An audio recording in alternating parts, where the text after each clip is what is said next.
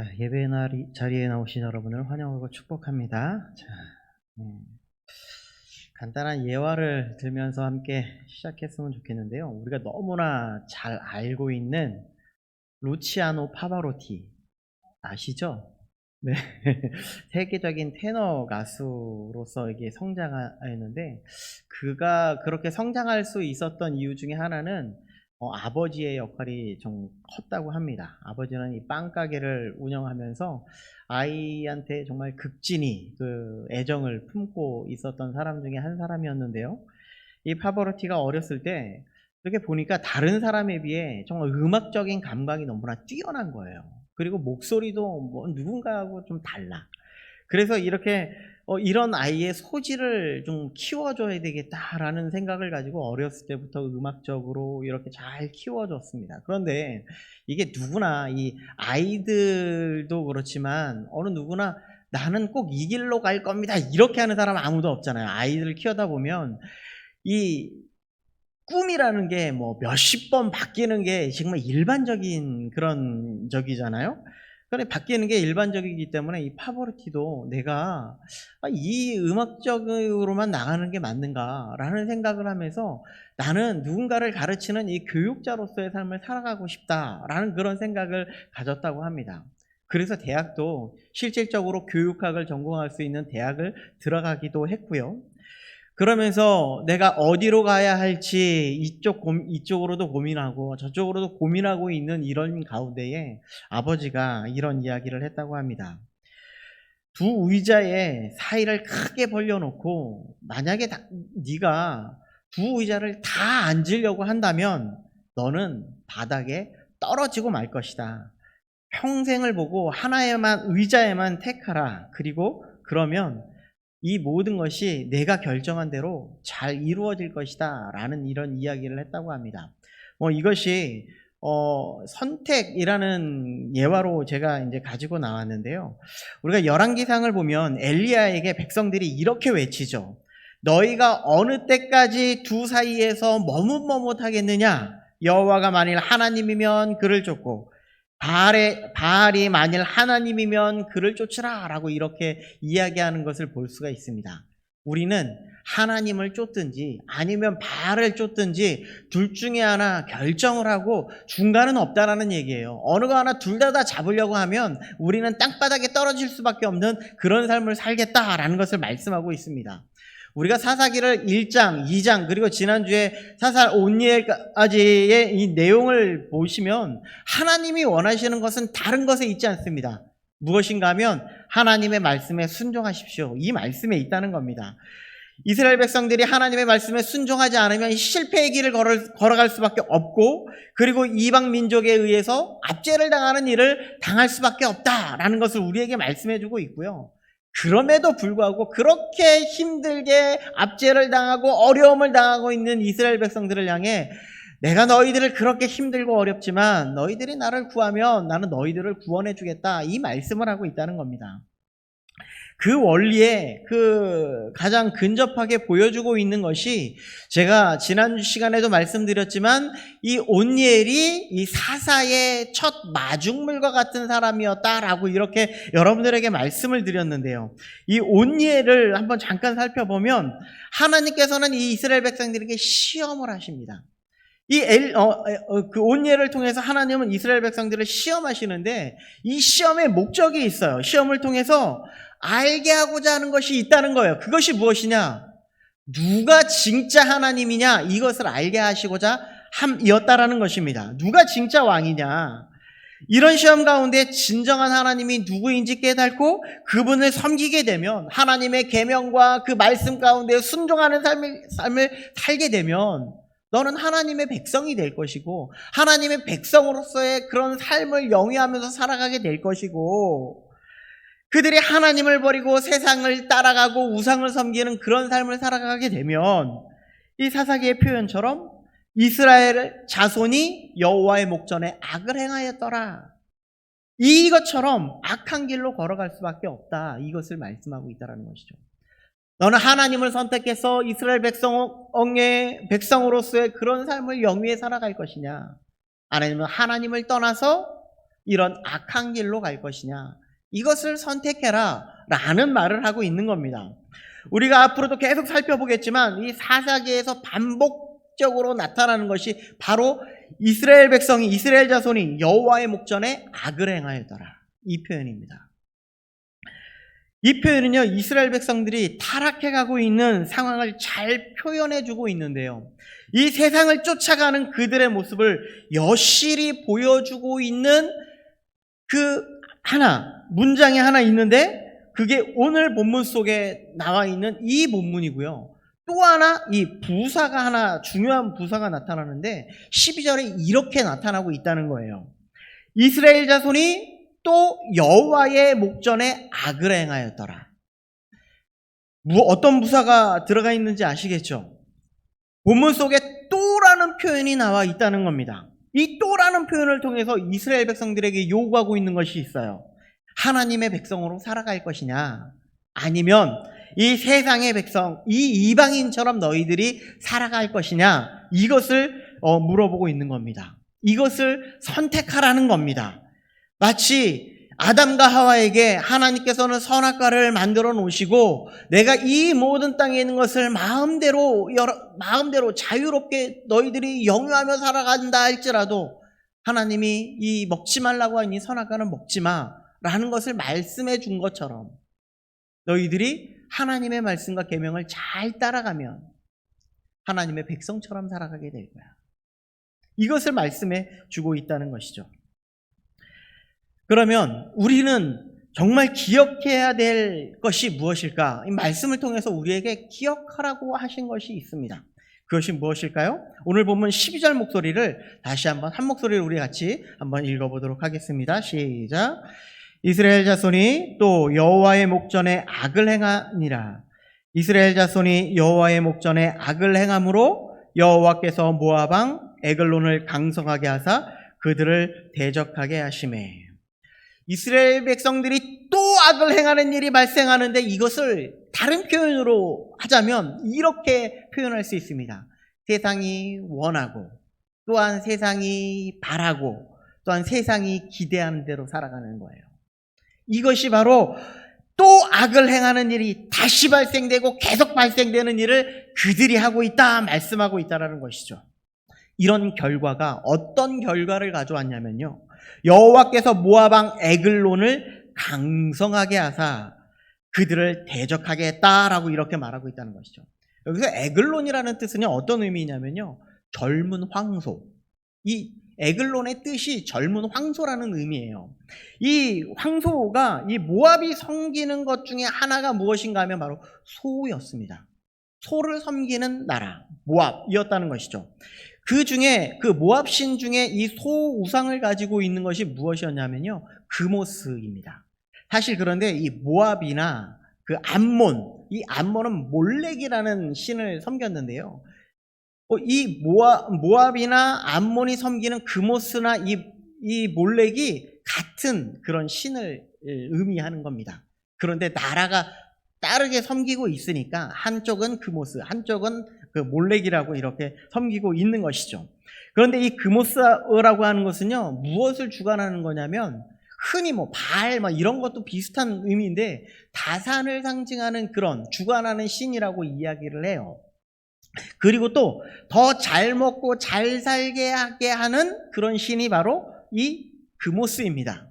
또 하나, 전쟁의 승리를 가져오게 하는 것이 바로 이 그모스인데, 근데 독특한 것이 하나가 무엇이냐면 이들이 무엇을 바쳐서 이들에게 다산을 주고 잘 먹고 잘 살게 하고 전쟁의 승리를 가져오게 하는가? 바로 자신의 아들을 바쳐서 이런 일을 행하고 있다라는 거예요. 이것을 다른 말로 하면 어떤 의미냐면요, 세상적인 가치를 그들에게 주면서 내가 유익을 찾겠다라는 것을 말씀하고 있다는 겁니다. 그리고 이 모압 왕 에글론을 강성하게 하신 주체가 누구일까요? 뭐라고 이야기하고 있습니까? 그 주체가 여호와께서라고 이렇게 이야기하고 있다는 것이죠. 이스라엘 백성들이 하나님의 백성으로 살아가고자 결단하고 하나님의 말씀에 순종하면서 살아가 나갔다면 하나님께서는 에글론을 강성하게 하시지 않으셨을 겁니다.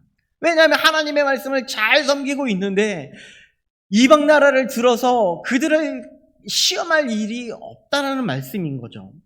우리가 항상 생각해야 하는 부분은요, 누가 역사의 주관자이냐라는 것을 생각하라는 거예요. 누가 이 세상을 다스리는 자이냐, 이것을 생각하라는 말씀입니다. 이것을 알아야 우리가 하나님을 진정으로 믿을 수 있다는 것을 말씀하고 있다는 겁니다. 그래서 이스라엘 백성들이 이 부분을 어떻게 알아야 되는가 하면 13절 말씀해 보니까요, 에글론이 암몬과 아말록 자손들을 모아가지고 와서 이스라엘을 쳐서 종려나무 성읍을 점령한지라 라고 이렇게 말하고 있다는 것이죠. 모압 왕이 혼자 쳐들어와서 이 이스라엘을 점령한 것이 아니라 암몬과 아멜렉과 손을 잡고 연합군을 형성해서 그들에게 지금 찾아왔다, 쳐들어왔다 라고 이야기하는 겁니다. 그런데 어디를 쳤냐면요, 종려나무 성읍을 점령하게 되죠. 종려나무 성읍이 어디인가 하면요, 바로 여리고입니다. 여리고성. 여러분들 잘 알고 있을 겁니다. 여리고성 하면 여러분들이 무엇이 생각나죠? 이스라엘 백성들이 가나안을 정복하기 위해서 가장 먼저 취한 성읍이 어디였냐면 바로 이 여리고성이었습니다. 이스라엘이 가나안을 정복할 때에 여리고성 함락 작전을, 이 전쟁을 통해서 이 성읍을 취한 것이 아니라 어떻게 정복했냐면, 정복의 기사가 여호수아 6장에 나타나고 있는데요, 여리고성은 이때 당시에 무너뜨리기 정말 힘든 난공불락의 성이 바로 여리고성이었습니다. 그리고 이 가나안을 정복하기 위해서 꼭 지나쳐야 될 곳이 바로 이 여리고성이라는 것이죠. 이것이 그 큰 들어가는 문과 같은 곳이 바로 이 여리고라는 거예요. 여기를 치고 지나가면 이 가나안 땅에 있는 사람들은 모두 다 이길 수 있는 그런 힘을 가지고 있다라는 것을 말씀하고 있어요. 하나님께서 이 여리고를 어떻게 정복하냐면요, 여러분들도 다 알고 있습니다. 매일 한 바퀴씩 돌아요. 그리고 7일째는요 7바퀴를 돌아요. 그리고 어떻게 했냐면요, 나팔을 불고요, 큰 소리를 부르면서 외치죠. 와 하고요. 이것도 누가 알려줬을까요?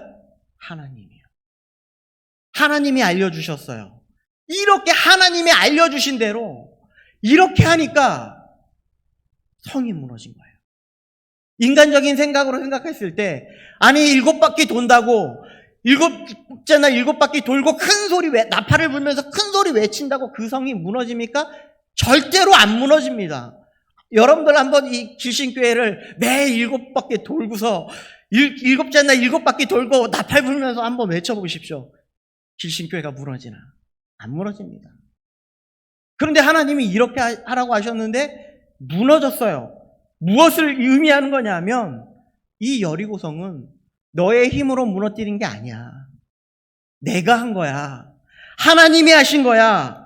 모든 전쟁을 주관하시는 분이 바로 나야 라는 것을 알려주기 위한 것이라는 겁니다. 그래서 여리고성은요, 오직 전적인 하나님의 은혜로 말미암아 무너뜨린 성읍, 그것이 바로 여리고성이라는 거예요. 이스라엘 백성들에게 여리고성을 바라보면서, 아, 하나님이 하셨지, 아, 이 성을 하나님이 무너뜨려 주셨어, 이것을 고백하라고 이 성을 하나님께서 말씀해주고 있다라는 것이죠. 하나님을 붙잡게 하는 역할이 이것이라는 겁니다. 우리가 하나님의 은혜를 입을 때, 하나님 앞에 고백하며 나아갈 때, 우리가 은혜 받은 그 순간을 우리도 기억하고 있을 겁니다. 그것을 우리는 그 은혜를 붙잡고 살아나가는 것이라는 거죠. 그리고 이어서 오늘 본문 14절에 보니까요, 이에 이스라엘 자손이 모압 왕 에글론을 18해 동안 섬기니라. 이스라엘 백성이 모압 왕을 18년 동안 섬기게 되는 일이 발생되는데, 이것은 무엇을 의미하냐면, 그들이 정말 붙잡고 하나님의 은혜를 붙잡고 하나님의 하셨음을 고백하며 살아가고 하나님 앞에 영광 돌리며 살아가는 그들의 인생이 되어야 하는데, 이것을 잃어버렸다는 거예요. 내가 왜 사는지도 모르고요, 세상의 포로가 되어서 우리가 사단의 종로로 타며 살아나가는 인생이 되었음을 말씀하고 있는 겁니다. 우리도 착각하지 말아야 되는 부분이 바로 여기에 있어요. 우리가 이 자리에 있는 것은요, 내가 정말 잘나서, 내가 똑똑해서, 내가 정말 무엇인가 열심히 해서 이 자리에 있는 것이 아니라 오직 하나님의 은혜로, 하나님이 나를 부르셔서 하나님의 예수 그리스도의 그 십자가의 은혜로 내가 이 자리에 있음을 우리는 감사할 수 있어야 된다는 것이죠. 이것이 하나님의 전적인 은혜라는 말씀입니다. 하나님의 은혜, 우리 예수 그리스도가 나를 얼마나 사랑해 주셨는지를 우리가 잊어버리는 순간, 잃어버리는 순간 우리는요 방황하게 돼요. 내가 누구를 의지해야 되지? 그러면서 우리 속에 계속 막 물밀듯이 들어오는 게 무엇이냐면요, 세상에 무엇인가를 의지할 것이 없나를 돌아보게 된다는 거예요. 그리고 나 자신에 내가 의지할 것이 없는가를 돌아보게 된다는 거예요. 그것이 우리 가운데 막 물밀듯이 막 내려오게 된다는 거예요. 지금 이스라엘 백성들이 은혜를 잊어버리는 순간 악을 행하게 되었더라. 이 의미가 바로 이런 의미라는 것입니다. 마찬가지로 우리가 하나님의 은혜를 소유할 때요, 하나님이 하셨네요. 오늘도 정말 이렇게 내가 살아갈 수 있음이 하나님이 하셨네요. 이렇게 우리는 고백할 수 있다는 것이죠. 우리는 예수 그리스도의 은혜를 잊어버리지 않기 위해서 우리가 예수 그리스도의 그 대속의 은혜를 날마다 기억하고요, 그리고 하나님의 그 말씀을 날마다 묵상하면서 주님이 오늘도 또한 나의 모든 죄를 다 사해 주셨군요. 정말 감사합니다. 기도할 수 있어야 된다는 것입니다. 또 오늘도 한 걸음 한 걸음 내가 걸어가면서 하나님이 또 인도해 주셨군요. 이렇게 고백할 수 있어야 된다는 겁니다. 그리고 나의 앞길에 하나님께서 빛을 비춰주시는군요. 이것을 하나님이 이렇게 약속하고 계시고 그 나라를 나를 이끌어 주시는군요. 라고 이렇게 고백하면서 하나님을 의지하면서 살아갈 수 있기를 간절히 소망합니다. 우리가 기억해야 되는 두 번째가 있다면 무엇인가 하면요, 약한 자를 들어서 쓰시는 하나님이시라는 거예요. 15절 말씀을 우리 함께 보실 텐데요, 여기에서 사사기의 패턴, 이 이스라엘 백성들이 악을 행하고 이제 그리고 압제를 당하고 난 다음에 어떤 일이 벌어지는지를 계속해서 나옵니다. 15절입니다. 시작. 이스라엘 자손이 여호와께 부르짖음에 여호와께서 그들을 위하여 한 구원자를 세우셨으니 그는 곧 베냐민 사람 게라의 아들 왼손잡이 에훗이라. 이스라엘 자손이 그를 통하여 모압 왕 에글론에게 공물을 바칠 때에 이스라엘 자손이 여호와께 부르짖었습니다. 하나님, 우리를 정말 생각해 주십시오라고 이렇게 하나님 앞에 부르짖는 그런 상황입니다. 계속해서 말씀드리지만 우리가 정말 잘 나가고 있다면, 우리에게 어려움이 없다면 하나님을 찾지 않을 겁니다. 하나님의 부르짖을 일이 없을 겁니다. 우리에게 고난이 오고 환난이 오니까 하나님을 찾아요. 나에게 조금 어려움이 오니까 조금 힘들어도 내 힘으로 살려고 막 그렇게 하는 기간이 무엇이냐면 바로 18년이라는 세월이에요. 그런데 이런 우리를 그냥 내버려 두시지 아니하시는 하나님도 어떻게 하시냐면 우리에게 나는 너희를 계속해서 너희들을 계속해서 구원해 주시겠다라는 약속을 지키시는 하나님이시라는 거예요. 사사기에 항상 같은 패턴은요, 내가 너희를 구원해 주시겠다는 거예요. 우리들에게도 똑같죠. 우리가 죄악 가운데 살아나가고 있는 이 죄로 말미암아 죽은 우리의 인생 가운데 예수 그리스도가 찾아오셔서 내가 너를 구원해 주시겠다. 이것이 하나님의 사랑이라는 말씀입니다. 이것이 우리는요, 이 사사기를 통해서 계속 우리는 생각해야 되는 부분 하나가 예수 그리스도의 이미지예요. 사사는 누구의 그림자라고 했냐면요, 예수 그리스도의 그림자라고 제가 말씀을 드렸습니다. 오니엘 이야기를 하면서 하나님의 능력을 담고 있다고 얘기했고요, 마중물과 같다라고 얘기했고요, 능력의 하나님께서 구하는 이에게 구원을 주시겠다, 이것이 하나님의 뜻이라는 거예요. 그럼 오늘 에훗도요, 예수 그리스도의 그림자 중에 하나라고 말씀드릴 수 있습니다. 그럼 어떤 의미를 가지고 있는가? 에훗을 어떻게 표현하고 있냐면요, 먼저 첫 번째는요, 베냐민 사람이라고 이야기하고 있습니다. 베냐민 사람, 우리 앞서 종려나무 성읍 여리고라고 이야기했는데요, 가나안 정복 전쟁 시 이 여리고성을 누가 분배받았냐면요, 바로 베냐민 지파가 분배받았습니다. 그러니 이 베냐민 지파에서 이 사사를 세워서 그들을 구원하는 것이 합당할 것입니다. 이어서 이 베냐민이라는 의미를 좀 살펴보면요, 벤은 아들이라는 의미입니다. 그리고 야민은요, 오른손이라는 뜻을 가지고 있어요. 그러니까 베냐민은요, 어떤 뜻입니까? 오른손의 아들이라는 뜻이에요. 그리고 이 성경에서 이 오른손은 어떤 의미를 갖고 있냐면요, 강함, 능력, 전능, 이런 의미를 가지고 있는 게 이게 오른손이라는 의미예요. 그러니까 오른손의 아들이라는 의미는요, 정말 오른팔과 같은 사람, 이런 느낌이시잖아요. 이런 의미이고요. 또 어떤 의미냐면요, 영원한 즐거움, 복락, 이런 의미를 가지고 있는 것이 바로 이 오른손이 가지고 있는 의미입니다. 한 가지 예를 들어서 살펴보면 시편 16편 11절에 보니까 주께서 생명의 길을 내게 보이시리니 주의 앞에는 충만한 기쁨이 있고 주의 오른쪽에는 영원한 즐거움이 있습니다. 이렇게 표현하고 있죠. 이게 오른쪽이 갖는 그런 의미라는 거예요. 자, 그런데 아마 이제 여러분들 많이 여기에 계신 분들도 혹여 아들이 아니면 여러분들이 왼손잡이이신데 왼손으로 밥 먹다가 왼손으로 밥 먹는 거 아니야? 이렇게 혹시 소리를 들어보신 적이 있습니까? 저는 오른손잡이이기 때문에 그렇지는 않는데 이때 당시에도 마찬가지였던 것 같아요. 이 왼손을 어떻게 생각했냐면 부정한 사람이라고 생각을 했습니다. 부정하다라고 생각을 했습니다. 인도에서도요. 아시죠? 인도는 손으로 손으로 이렇게 밥 먹잖아요. 근데 오른손은 밥 먹는 손, 왼손은요 똥 닦는 손. 여러분들이 아실 거예요. 자, 이런 표현인데 왼손은 왜냐면 부정하게 생각했기 때문에 이렇게 이야기한다라는 것이죠. 자, 그런데 오늘 본문에 보면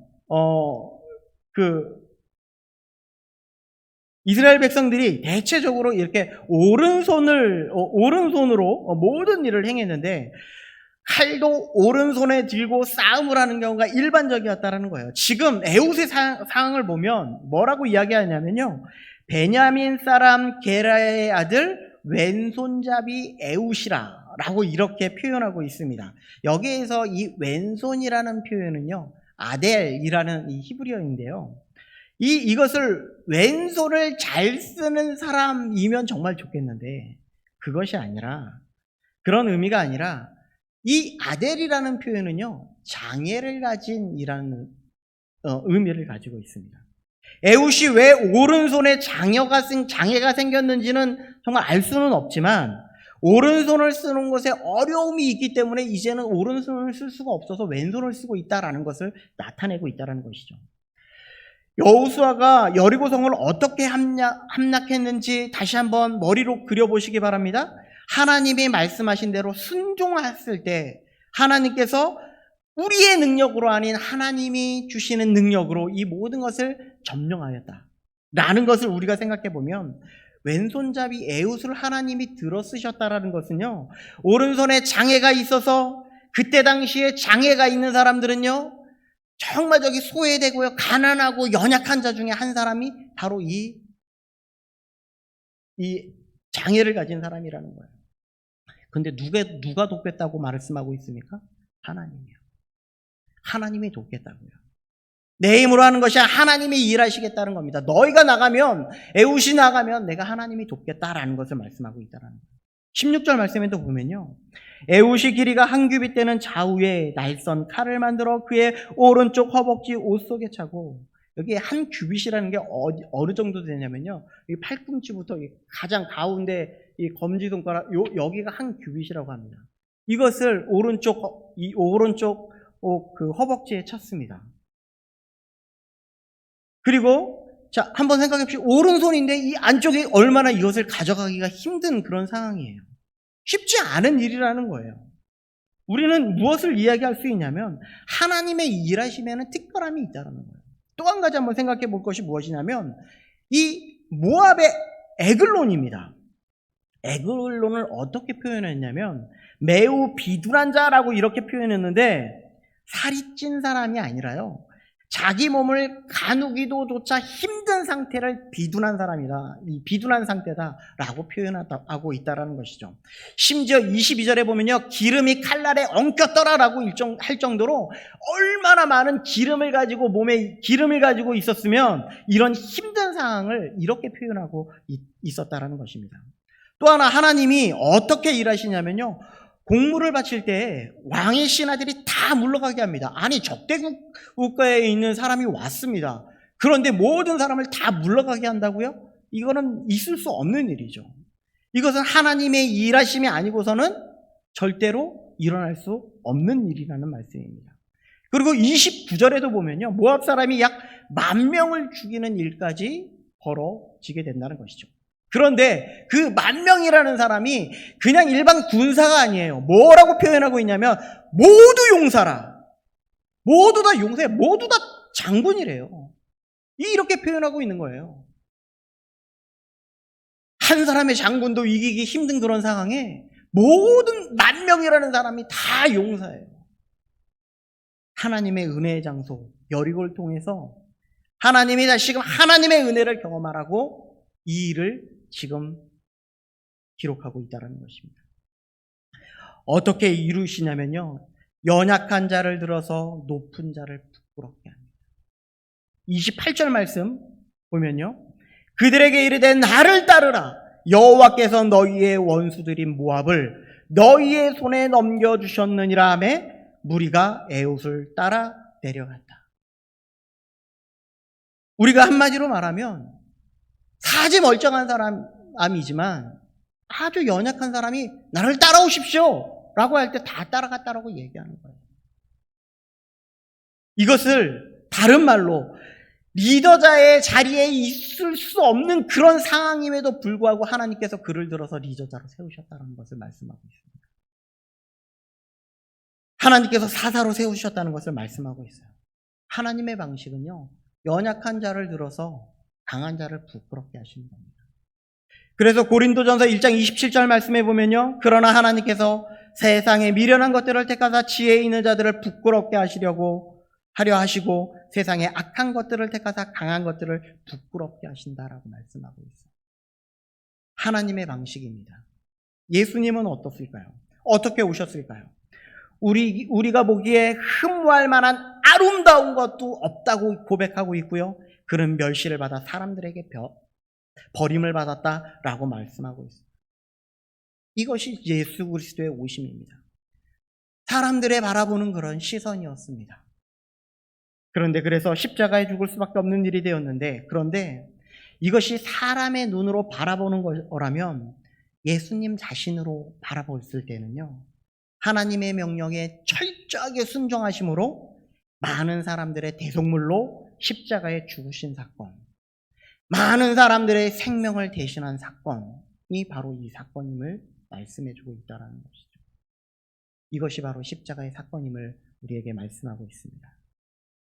결론입니다. 우리는 오랜 기간 신앙생활을 해오면서 혹시 하나님이 우리에게 베풀어 주신 그 은혜를 잊어버리고 살고 있지는 않습니까? 그래서 우리는 때로 우리의 노력과 능력으로 우리의 구원을 이루는 것은 아닌가라고 착각하며 살아갈 때가 있지는 않습니까? 우리는 하나님을 전적으로 의지하지 못하고 나 자신의 것이나 세상의 것을 의지하고 살아갈 때가 있지는 않냐는 말입니다. 그러나 하나님은 말씀하십니다.